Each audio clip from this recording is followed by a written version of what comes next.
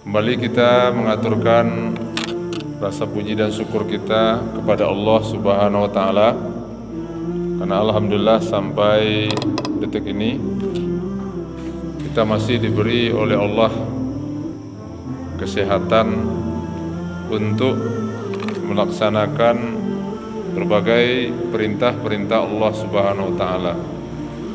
Kemudian salawat beriring salam, tidak lupa pula kita mohonkan kepada Allah semoga dicurahkan untuk kekasih Allah Nabi Muhammad sallallahu alaihi wasallam. Allahumma salli ala Muhammad wa ala ali Muhammad. Menyambung pengajian kita bulan lalu, masih ingat ibu-ibu bapak, yaitu tentang doa, ya bu ya. Bulan lalu kita bicarakan tentang doa, apa itu pengertian doa, kemudian bagaimana kedudukan doa, dan apa adab dalam berdoa, dan bagaimana supaya doa itu dikabulkan oleh Allah Subhanahu wa taala. Pada bulan yang lalu sudah kita coba jelaskan. Yang pertama, adab dalam berdoa itu adalah al-ikhlasu lillah. Ya, jadi ikhlas karena Allah. Di berdoa itu hanya karena Allah. Ya. Dan persoalan ikhlas itu memang untuk semua amal ibadah. Wa ma umiru illa liya'budullaha mukhlishina lahuddin. Tidaklah diperintah kecuali adalah ikhlas karena Allah. Nah, jadi doa adalah ibadah. Karena doa adalah ibadah, maka berdoa itu harus ikhlas karena Allah, bukan karena yang lain. Apa maksudnya berdoa ikhlas karena Allah? Artinya yang kita minta itu adalah yang baik-baik, yang disenangi oleh Allah Subhanahu wa taala. Kalau ada orang berdoa untuk keburukan, untuk kejelekan orang lain, atau motifnya berdoa adalah untuk berbuat kejahatan, maka itu tidak ya ikhlas namanya dalam berdoa. Contoh umpamanya enggak, dia minta kepada Allah, kalau nanti saya diberi oleh Allah kekayaan atau diberi oleh Allah kekuasaan, maka kekayaan dan kekuasaan ini akan dijadikan sebagai menindas orang lain. Nah, itu namanya tidak ikhlas. Namanya. Nah, kita juga berdoa umpamanya minta kepada Allah supaya diberi kesehatan, tapi motifnya lain. Kalau sehat nanti kerajo raun-karaun saja, gitu kan. Nah, itu namanya tidak ikhlas. Gitu.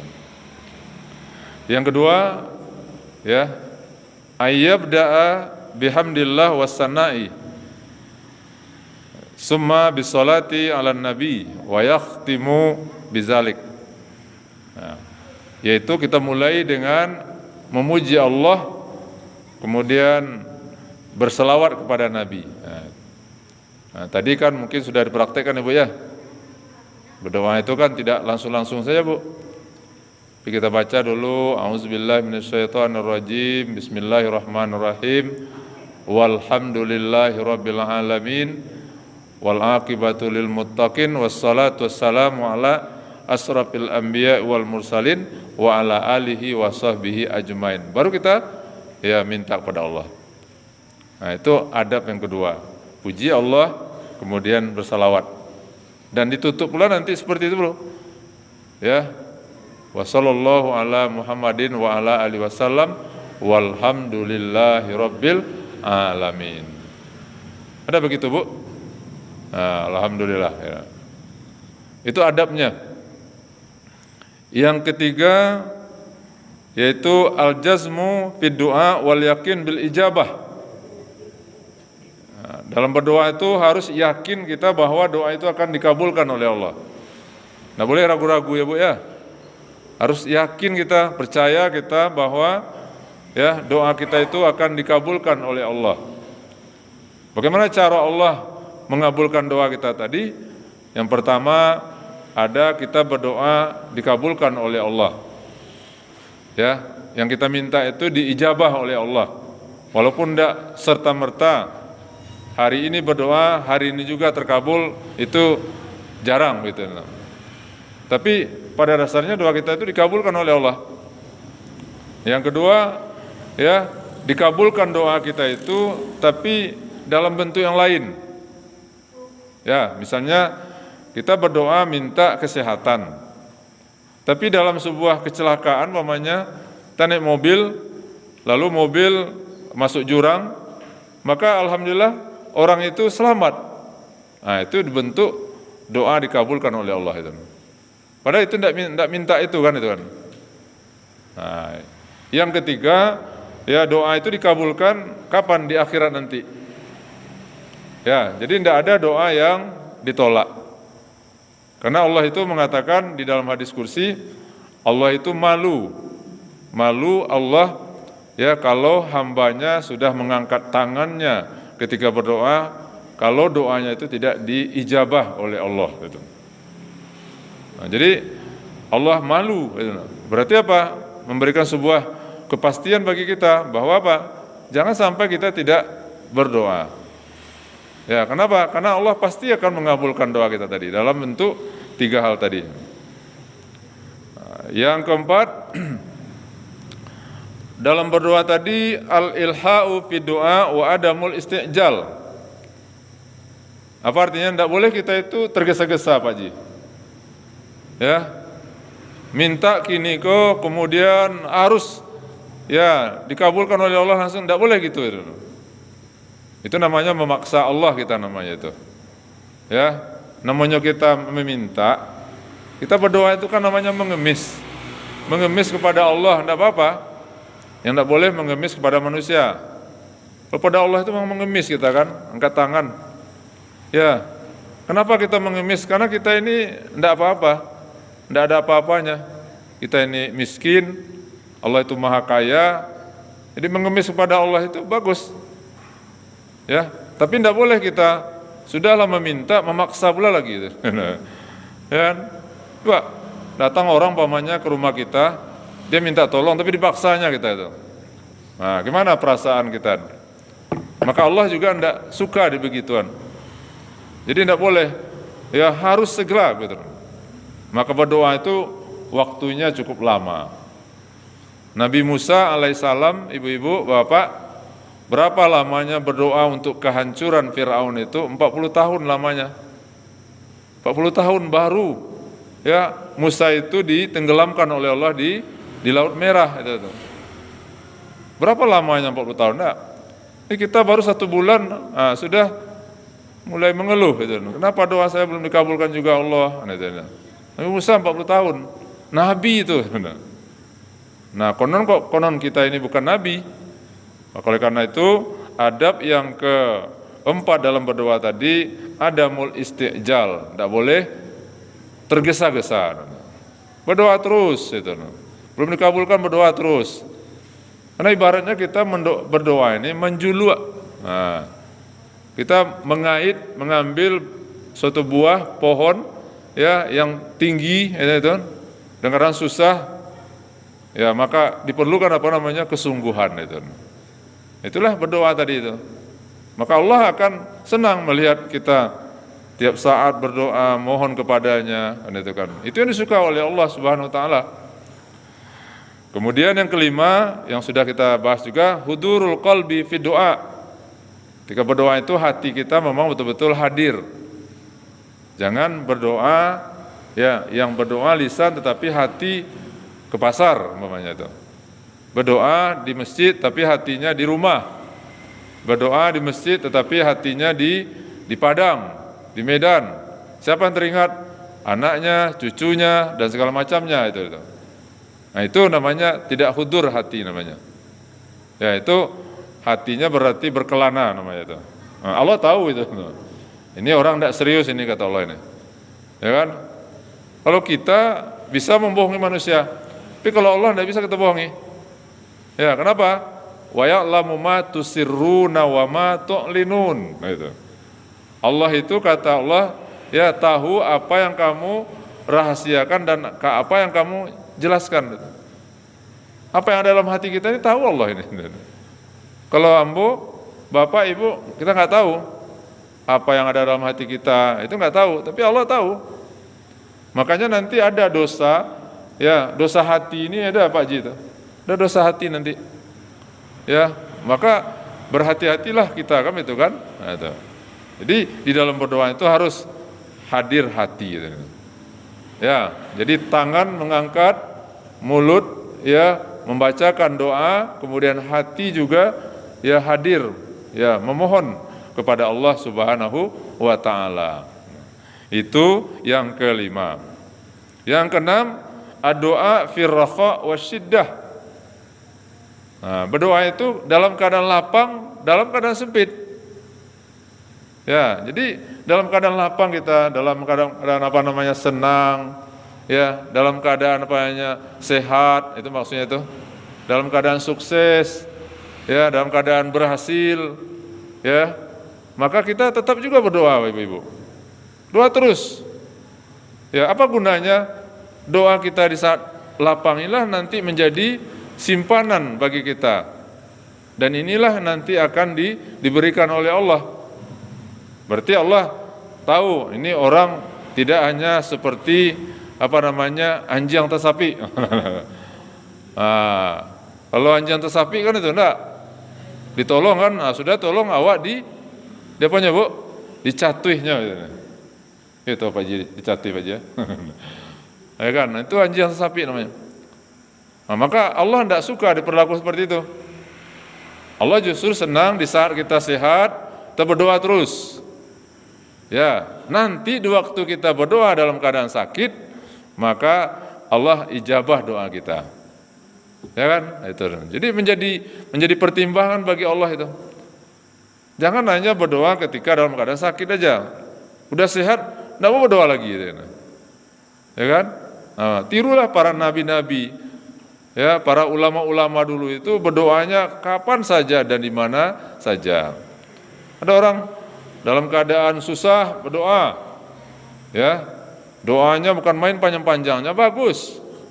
Tapi ketika sudah lapang, sudah senang hidupnya, sudah mulai berdoa. Enggak berdoa lagi. Atau mungkin doanya sudah ya pendek-pendek aja, ya Bu. Pendek-pendek aja lagi. Sapu jagat aja. Oh kan doa sapu jagat kan bagus itu. Iya. Rabbana atina fid dunya hasanah fil akhirati hasanah wa qina azabannar. Karena memang ada pula kata Ustadz, doa cukup itu saja katanya. Itu doa sudah mewakili semuanya. Betul itu. Tapi Allah itu senang kalau kita cerewet kepada Allah itu. Allah senang kalau kita itu nyinyir kepada Allah.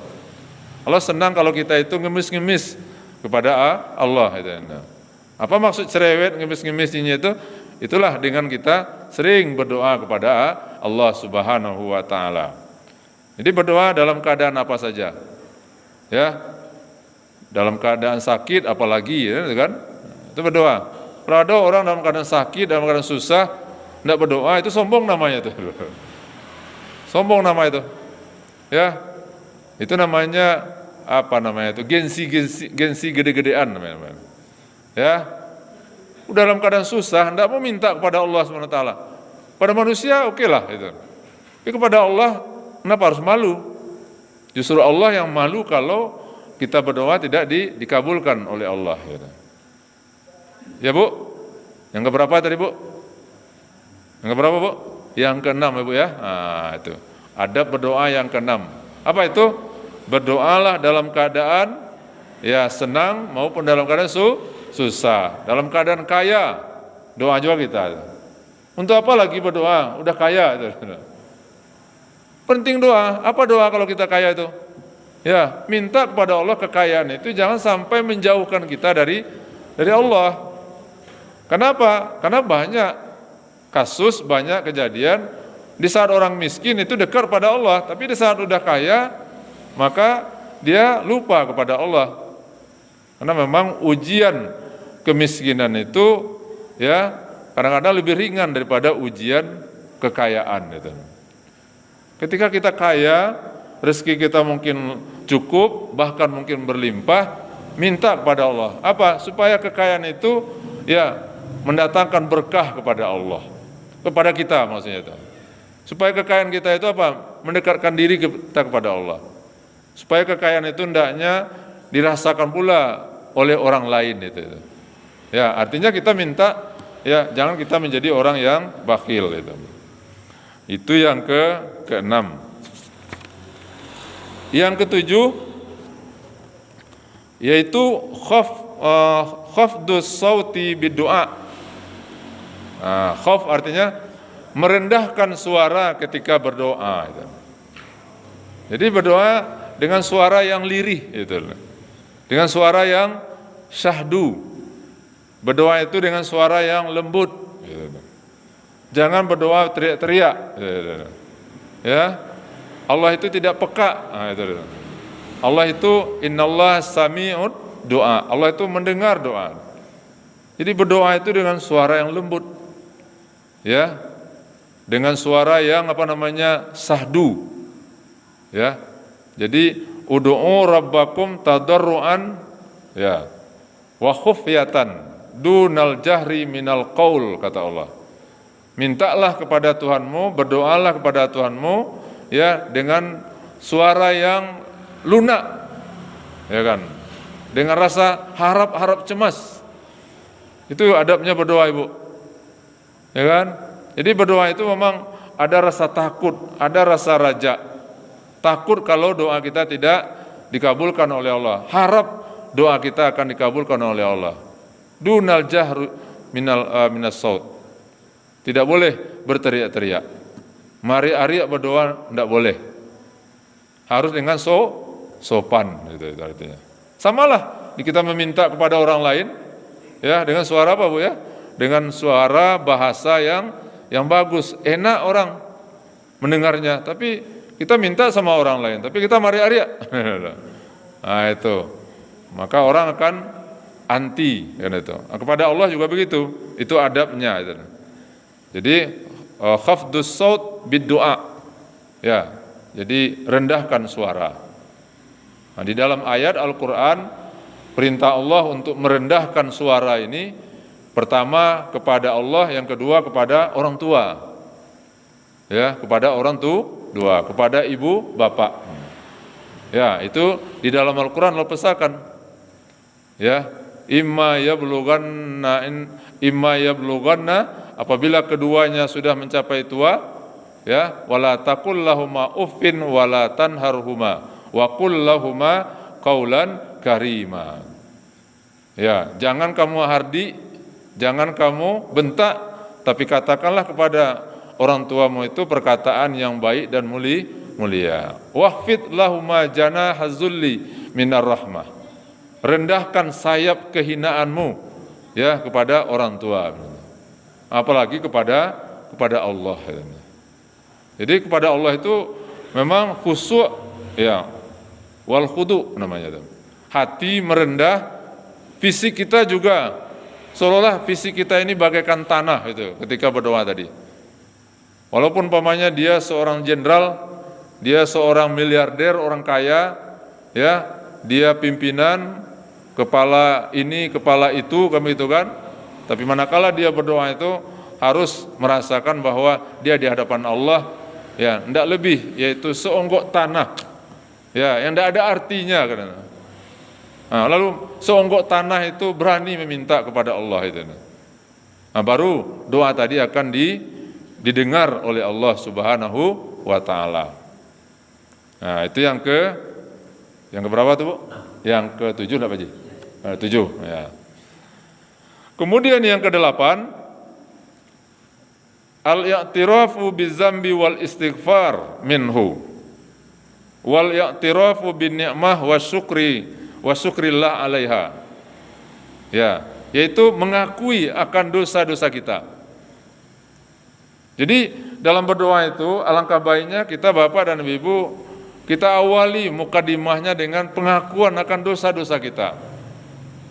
Ya, bagaimana caranya? Itulah sebelum kita mintakan Rabbi firli, kan itu aja. Nah, itu. Lalu kita dengan bahasa Indonesia kan enak umpamanya. Kita akui, ya Allah, begitu banyak dosa-dosa hamba yang pernah hamba lakukan. Ya, dibuatlah kata-katanya yang puitis gitu kan itu. Yang penting kita mengakui kan itu kan, diakui dosa. Nah, kemudian wal istighfar, kemudian ya minta ampun kita. Perbanyak istighfar, minta ampun pada Allah. Kemudian wal i'tiraf bin ni'mah, dan ya kita harus mengakui banyaknya nikmat Allah kepada kita. Jadi diakui sebelum berdoa, mamanya tanamkan dalam hati kita ada semacam namanya ikrar, ada pengakuan. Ya Allah, begitu banyak nikmat yang Kau berikan kepadaku ya Allah itu. Nah, baru kita minta. Nah, maka sebaiknya memang ya sebelum berdoa tadi ada itu diajarkan oleh Nabi kepada kita, namanya Sayyidul Istighfar namanya. Induk daripada istighfar. Mudah-mudahan Bapak dan Ibu hafal itu ya. Kalau salah sekitar 6 tahun yang lalu itu sudah saya fotokopikan di bawah itu Pak Jiwa, itu di bawah dulu itu. Allahumma anta rabbi. Hafal Ibu ya? La ilaha illa anta khalaqtani wa ana abduka wa ana ala ahdika wa wa'dika mastata'tu. A'udzubika min syarri ma sana'tu. Abu'u laka bi ni'matika alayya. Abu'u laka bi dzambi faghfirli fa innahu la yaghfiruz dzunuba illa anta. Nah, itu zikir yang kita baca sebelum kita berdoa. Nah, itu umumnya isinya adalah pengakuan, namanya induk ya. Induk dari semua istighfar itu. Kita baca itu termasuk kita baca astagfirullahaladzim itu. Karena di sana pengakuan kita bahwa kita ini hamba Allah, kita mengakui bahwa Allah itu Tuhan kita mengakui bahwa dosa kita banyak, kita akui juga bahwa nikmat Allah itu begitu banyak pada kita. Maka faghfirli fa innahu la yaghfiruz dzunuba illa anta. Ampuni ya Allah dosaku, maka sungguhnya tidak ada yang bisa mengampuni dosa itu kecuali Engkau ya Allah. Nah, kalau sudah begitu kita berdoa, maka ibaratnya itu pengantar teman. Ibarat kita mencuci mencuci kain, ya itu direndam kain itu dulu Ibu ya itu. Ya, direndam agak 5 menit atau 10 menit. Baru diputar mesin cuci tadi. Ya, barunya diputar gitu. Supaya apa? Supaya ya kotoran itu bisa terangkat itu. Nah, itulah gunanya kita istighfar, minta ampun kepada Allah sebelum berdoa. Jadi itu adabnya. Kemudian wasyukrillah, dan bersyukur kepada Allah. Ya, jadi sebelum berdoa itu ya dalam hati kita munculkan suatu semangat, suatu sikap jiwa, rasa bersyukur kepada Allah. Takui nikmat-nikmat Allah yang begitu banyak kepada kita. Yang ketujuh ya, 7. Yang kedelapan yaitu doa salasan. Doa salasan. Berdoa itu ya 3 kali. Artinya diulang-ulang doa itu Ibu. Ya, terlalu sering Ustaz. Memang begitu dianjurkan oleh Nabi. Umpamanya setiap doa yang kita baca itu sampai 3 kali kita baca itu. Rabbana atina fid dunya hasanah fil akhirati hasanah wa qina azabannar. Ulang lagi. Apa lagi Mama? Rabbi firli wa liwalidayya warhamhuma kama rabbayani shaghira. Ulang 3 kali betul. Panjang doa kita itu Bapak Ibu. Ya. Rabbana taqabbal salatana wa siyamana wa ruku'ana wa sujudana wa qira'atana wa tamin taksirana ya Allah ya Aziz ya Ghaffar. Ulang 3 kali. Bila itu yang paling bagusnya ketika kita berdoa di sholat malam. 3 kali. Nabi memang begitu Bapak Ibu. Ya, setiap doa itu 3 kali gitu. Apa tujuannya? Itu supaya kita betul-betul serius berdoa tadi. Ya, itu dengan 3 kali itu menunjukkan bahwa kita betul-betul harap kepada Allah. Dan Allah tentu tidak akan membiarkan orang-orang yang begitu namanya itu begitu antusias di dalam berdoa, begitu semangat dalam berdoa, begitu berharap ya supaya doa itu didengar oleh Allah itu. Kalau sekali gimana Ustaz? Boleh itu. Tapi apa dengan 3 kali itu ya itu lebih kuat. Ya, betul-betul nampak oleh Allah itu kita itu butuh itu. Ya, jadi itu adab yang ke-8 ya, enggak salah, 8 itu. Kemudian yang ke-9 istiqbalul kiblah. Nah, berdoa itu sebaiknya menghadap kiblat. Nah, itu. Seperti kita sholat, kenapa harus menghadap kiblat? Ya karena memang ya kiblat itu arah kita, ya kan, menghadap kiblat.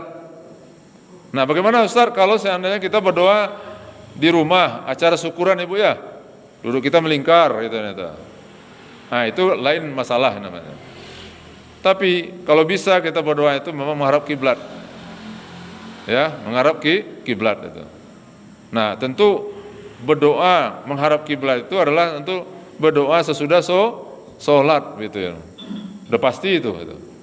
Kalau ada pula nanti habis sholat berdoa maduk ke situ kan itu kan. Nah, gimana tuh bentuknya Bu? Enggak itu. Nah, itu kiblat itu ya benar. Ya, makanya kalau imam kan begitu. Imam assalamualaikum warahmatullahi assalamualaikum. Lalu imam ya dia berputar 180 derajat menghadap ke makmum, boleh. Ada juga 90 derajat. Ya, itu boleh. Ya. Itu sunnahnya. Ke kanan kah adabnya atau ke kiri juga boleh. Ya kan? Kenapa begitu? Ya, adabnya sebagai seorang imam karena dengan begitu itu orang yang datang kemudian nanti ya dia sudah tahu bahwa sholat berjemaah sudah selesai. Nabi begitu. Tapi kalau maduknya ke depan, nanti orang menyangka masih sholat masih ya jalan. Nabi sesudah membaca salam itu menghadap ke belakang. 180 derajat Pak Haji. Berarti kata sahabat kalau Nabi menghadap 180 derajat, berarti Nabi sesudah itu ngasih tausiah. Tapi kadang-kadang Nabi 90 derajat. Jadi serong saja begitu itu. Berarti Nabi tidak akan memberikan nasihat begitu. Ini kalau ada imam, ibu-ibu mungkin tidak nampak ya. Kalau kami bapak kan, kalau ada imam pamannya menghadap dia ke jemaah, itu sunnah itu. Kalau enggak dia menghadap pamannya ke mimbar itu saja, itu sunnah juga. Nah, jangan jadi masalah pula. Ustadz itu kalau habis sholat dia ngadap ke belakang. Tapi Ustadz itu mereng sedikit, ya kan? Balu tuh Ustadz itu. Jangan dipermasalahkan, karena itu juga adalah sunnah Nabi. Gitu. Nah, berdoa aja begitu, menghadap kiblat. Ya. Kemudian yang berikutnya yang ke-9, raf'ul aidi fid du'a. Apa tuh? Raf'u, mengangkat tangan di dalam berdoa. Itu sunnah itu Bu. Ya, adab itu namanya. Dalam berdoa itu mengangkat tangan itu. Ya, namanya kita mengemis gitu. Itulah orang mengemis itu kena. Ya, ada orang umpamanya mengemis itu diam aja benda itu. Ya, datang ke rumah kita, assalamualaikum katanya kan. Nah, dibawanya karuang atau bunti ya gitu. Nah, dibukanya gitu tuh. Ya kan? Tapi kalau umpamanya di pasar-pasar orang angkat tangan. Ya memang berdoa itu seperti itu. Ya, mengangkat tangan. Ya, silakan Bu.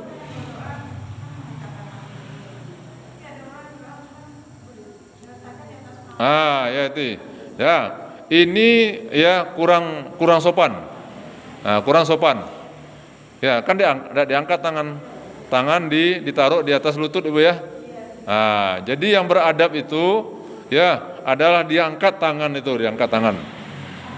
Nah, di dalam hadis Nabi bahkan pernah mengangkat tangan itu sampai ya kata sahabat ra'aitu bayadha abtihi gitu. Sampai kelihatan putih ketiak Nabi itu gitu. Nah, tinggi Bu. Itu ketika Nabi berdoa minta hujan, namanya sholat istisqa namanya itu. Ya, itu hadis mutawatir itu. 80 orang sahabat yang meriwayatkan hadis itu. Jadi tinggi sekali. Gitu. Nah, kalau kita berdoa seperti itu kan itu boleh Ustaz, boleh. Nah, tapi tidak setinggi itu pun juga boleh. Pokoknya mengangkat tangan begitu itu. Nah, yang kurang itu apa? Kalau ditaruh di atas lutut. Nah, itu namanya antaro yojo indak berdoa nama itu. Ya. Itu malih berdoa nama itu. Jadi harus diangkat. Nah, dalam mengangkat tangan ini memang ada pula perbedaan di kalangan ulama-ulama. Ada yang mengatakan ya begini Pak Haji. Ya, ada begini, rapat, begitu rapat. Kemudian kita melihat ke tempat sujud, tidak boleh melihat ke atas. Kemudian ya tidak nampak itu apa namanya lantai itu karena terhalang oleh tangan kita. Ada yang mengatakan pokoknya mengangkat tangan, mau terpisah ada jarak itu tidak masalah itu. Nah, ada pula orang berdoa begini menggenggam tangan dia. Itu apa namanya mengajak Allah ngapain nama itu? Nah, itu bertinju nama itu. Ya, atau dia berdoa buka seketik begitu. Nah, itu kalau seketik dibuka tangan, maka ya dikasih Allah sedikit juga. Gitu. Tapi kalau coba buka besar-besar itu, nah, ya begini kan itu kan, nah, itu. Maka Allah curahkan itu, apa namanya rahmat Allah itu. Dan dalam berdoa ini yang penting kita ibu-ibu begini, gitu. Ya, bahwa inna khazanallah aksar min hajatika. Bahwa apa namanya kekayaan Allah itu lebih banyak daripada kebutuhan kita. Jangan takut kita. Beda dengan kita. Kalau kita minta umpamanya 10, paling dikasih oleh orang 2. Kalau kita kasih 10-nya, maka kosong. Tidak ada, tinggal pada kita lagi. Kalau tidak, inna khazainallahi aksar. Sesungguhnya perbendaharaan Allah, kekayaan Allah itu lebih banyak daripada kebutuhan kita. Coba bayangkan Bapak Ibu, hitunglah berapa jumlah penduduk dunia hari ini. 7 miliar kan? Kalau seandainya 7 miliar itu dipenuhi oleh Allah semua kebutuhannya, maka habiskah kekayaan Allah itu? Tidak. Masih banyak, tidak akan pernah habis-habisnya itu. Maka oleh karena itu, minta kepada Allah itu yang banyak itu. Minta yang banyak. Ya, jangan minta dikit-dikit. Ya, jadi boleh minta kaya itu boleh. Ya, boleh. Nah, jadi adab yang ke-9 itu mengangkat kedua tangan dalam berdoa. Kecuali dalam hal-hal tertentu umpamanya. Ada dalam keadaan darurat kita tidak bisa mengangkat tangan, oke. Tapi kalau mau makan bisa angkat tangan, Bu? Makan bisa kan? Nah, mau makan kita kan? Ya, nah, baca. Apa doa makan? Doa makan apa? Allahumma barik lana bima razaqtana wa qina azabannar. Nah, makan kita.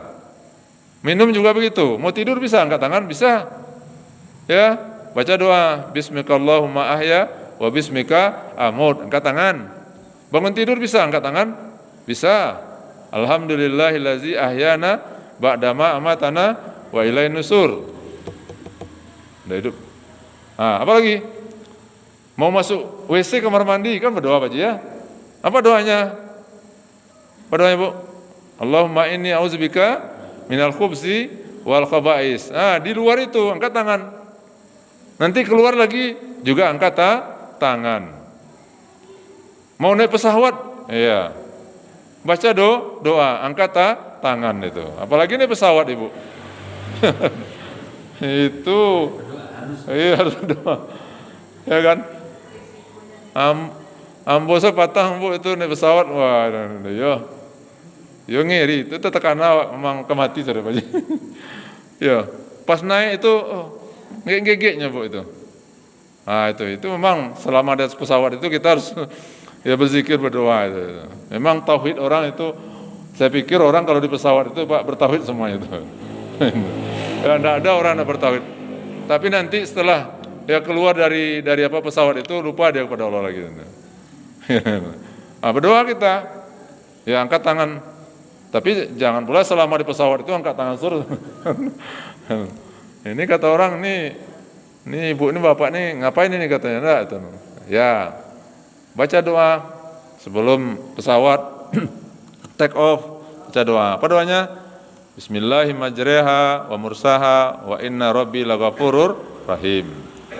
Atau subhanallazi sakhkhara lana haza wa ma kunna lahu mukrinin wa inna ila rabbina lamunqalibun. Insyaallah selamat perjalanan kita. Ya. Apa lagi? Ya. Angkat tangan semuanya gitu. Mengangkat tangan dalam berdoa itu menunjukkan kita itu tawadhu namanya. Apa itu tawadhu, Ibu? Rendah hati. Nah, tawadhu itu artinya rendah hati. Tapi kalau tidak mengangkat tangan dalam berdoa, ya dia memungkinkan untuk mengangkat tangan, itu namanya sombong namanya itu. Tapi adakah kita berdoa tanpa mengangkat tangan, Pak Ji? Nah, kondisi apa itu misalnya? Mungkin orang itu ada saya lihat Ustaz. Ya.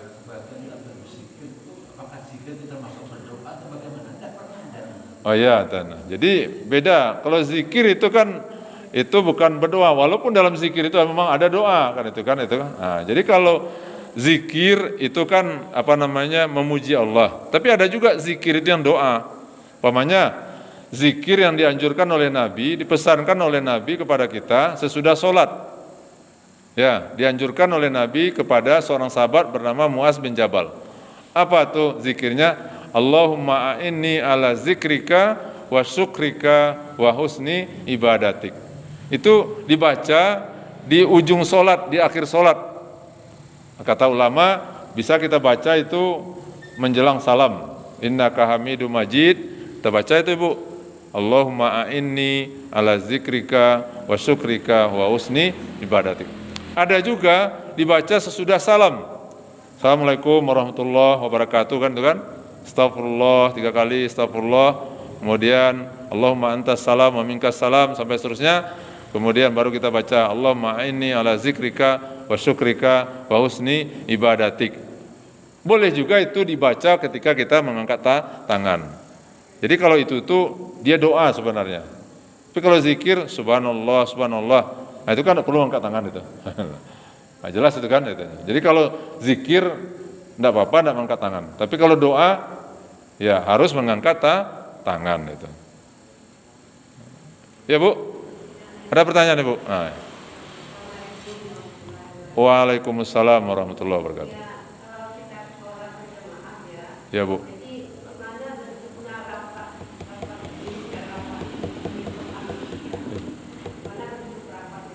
Rapat dan lurus. Rapat, ya lurus dan rapat atau rapat dan lurus? Oh ya, kalau rapat yaitu tentu tidak ada jarak, tidak ada tempat luang ya untuk orang lewat. Nah, kalau bisa orang lewat itu namanya tidak rapat namanya itu jarang namanya itu tidak rapat lah. Nah, kemudian apakah harus beradu antara punggung dengan punggung? Ya sebaiknya ya rapat. Kemudian kaki gimana? Ada juga sebahagian orang itu kaki dengan kaki itu bertemu ya. Tidak harus seperti itu.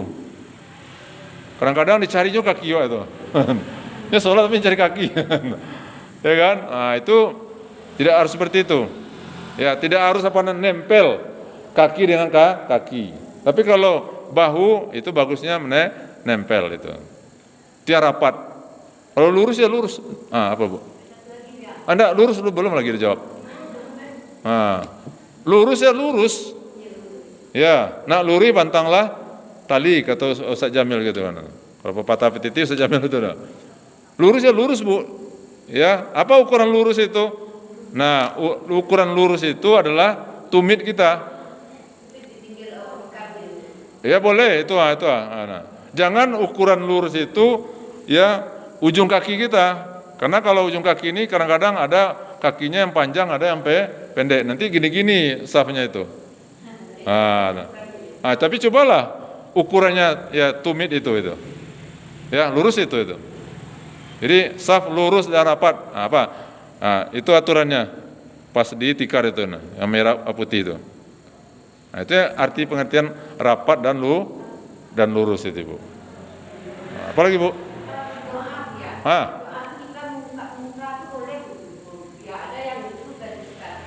Oh iya, itu nanti yang keberapa itu? Ada nanti sini nih itu. Tapi tidak apa-apa, langsung aja ya. Yang keberapa Pak Haji itu? Yang 10. Hah? 10 lagi? Ah, 10. Bagusnya memang ada juga ibu-ibu yang mencatat itu enggak? Ah, itu. Oke lah, yang ke-10 ya. Lah, langsung. Adab yang ke-10 dalam berdoa itu ada itu. Namanya mashul wajah namanya. Yaitu ya menyapukan tangan ke wajah namanya itu. Jadi memang itu adab Ibu. Nabi memang melakukan seperti itu. Ya, tapi ada juga sebagian orang mengatakan itu bid'ah. Itu bid'ah. Nabi mengerjakan kok. Ya, jadi boleh. Ya, kan tadi kan wasallallahu ala Muhammadin wa ala alihi wa sahbihi ajmain walhamdulillahi rabbil alamin. Jadi mengusap wajah di akhir berdoa itu adalah merupakan adab juga namanya itu. Ya, adab namanya itu. Ya, Bu.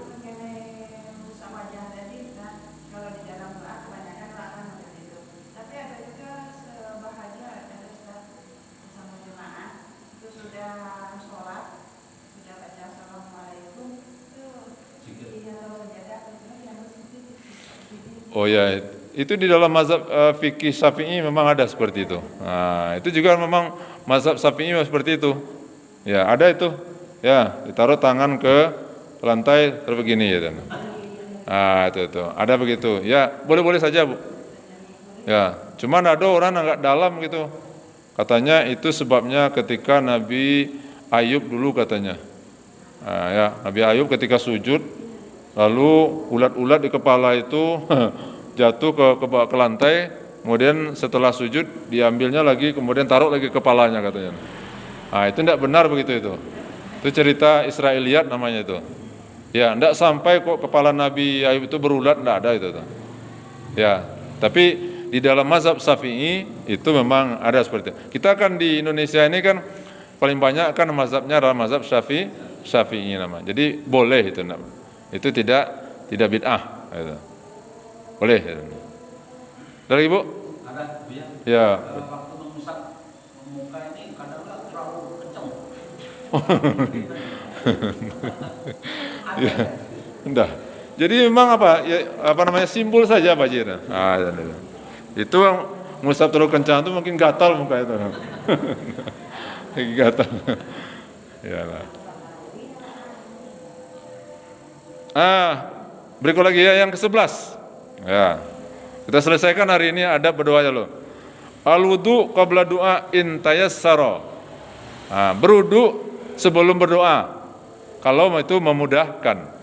Kalau kita berdoa habis sholat kan kita dalam keadaan berwudu. Alhamdulillah kan itu. Tapi kalau umpamanya kita ingin minta sesuatu kepada Allah. Ya, lalu apa? Usahakanlah berwudu dulu. Makanya Bapak dan Ibu, ya sunnah Nabi itu apa? Ya, sholat wudu itu dijaga. Nabi itu kalau batal wudunya dia berwudu. Gimana kalau kita dalam keadaan berwudu kita berdoa, maka doa kita berarti akan lebih cepat sampainya kepada Allah Subhanahu wa taala. Nah, itulah dulu ya 11 adab di dalam berdoa. Masih ada pertanyaan, Bu? Ada tanya lagi, Bu? Tidak ada lagi ya? Mudah-mudahan adab-adab berdoa itu akan kita ikuti. Kalau kita ikuti SOP-nya dalam berdoa seperti itu, insyaallah doa kita itu menembus langit. Ya, ayo Bu.